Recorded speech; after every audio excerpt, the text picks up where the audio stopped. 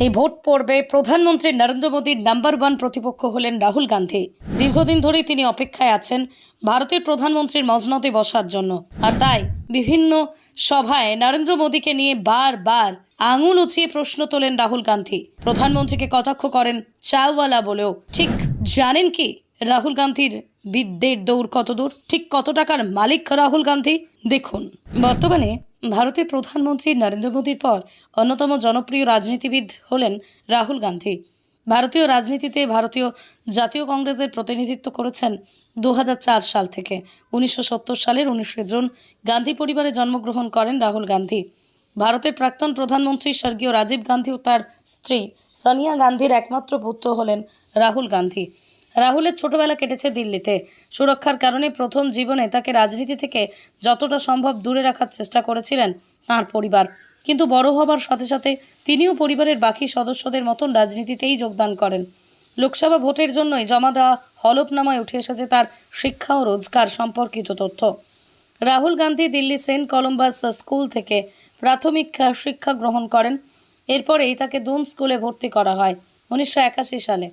সেখান থেকে এই স্কুল জীবন শেষ করে 1989 সালে স্নাতক ডিগ্রি অর্জন করার জন্য প্রথমে ভর্তি হন দিল্লি সেন্ট স্টিফেন্স কলেজে, কিন্তু পরে তিনি হার্ভার্ড বিশ্ববিদ্যালয়ে ভর্তি হন।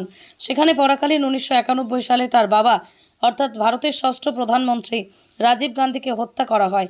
এই ঘটনার পর রাহুল গান্ধীর নিরাপত্তা রক্ষা করার জন্য ফ্লোরিডার লরেন্স কলেজে ভর্তি করা হয় রাহুলস ভিনসি ছদ্মনামে। সেখান থেকেই তিনি কলা বিভাগে স্নাতক হন 1994 সালে। এরপরই 1995 সালে স্নাতকোত্তর পড়াশোনা সম্পূর্ণ করার জন্য দর্শন নিয়ে ভর্তি হন কেমব্রিজের ট্রিনিটি কলেজে। এরপরই দেশে ফিরে যোগ দেন রাজনীতিতে। 2004 সাল থেকেই 2019 সাল অবধি আমিথির সাংসদ হিসাবে নিযুক্ত ছিলেন তিনি। 2007 সাল থেকে 2013 সাল অবধি ভারতের জাতীয় কংগ্রেসের সম্পাদক হবার দায়িত্ব পালন করেছেন। এছাড়াও ন্যাশনাল স্টুডেন্ট ইউনিয়ন অফ ইন্ডিয়ার চেয়ারম্যান হিসেবে কাজ করেছেন 2007 থেকে 17 সাল অবধি। 2024 লোকসভা ভোটেও ভারতীয় কংগ্রেসের প্রতিনিধিত্ব করছেন রাহুল গান্ধী। ভারতের প্রধানমন্ত্রী হিসেবে নির্বাচিত হওয়ার লড়াইয়ে তিনিও অন্যতম যোদ্ধা। 2024 লোকসভা ভোটে রায়বেরেলিয়ার আসন থেকেই ভোটে দাঁড়িয়েছেন তিনি। নির্বাচন কমিশনারের কাছে জমা পড়া হলফনামা অনুযায়ী তাঁর সম্পত্তির মোট পরিমাণ 20 কোটিরও বেশি। এর মধ্যে শুধু সোনা আছে 4.2 লাখ টাকার। হলফনামায় রাহুল গান্ধী জানিয়েছেন তার নিজস্ব কোনো গাড়ি বা বাড়ি নেই।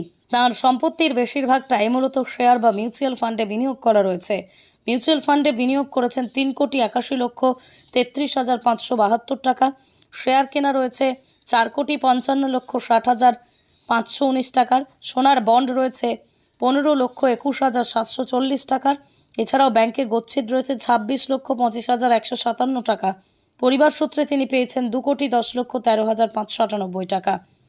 এখন গুরুগ্রামে রাহুল গান্ধীর নামে 2টি বাণিজ্যিক অ্যাপার্টমেন্ট রয়েছে, যার বাজার দর 9,05,00,000 টাকা।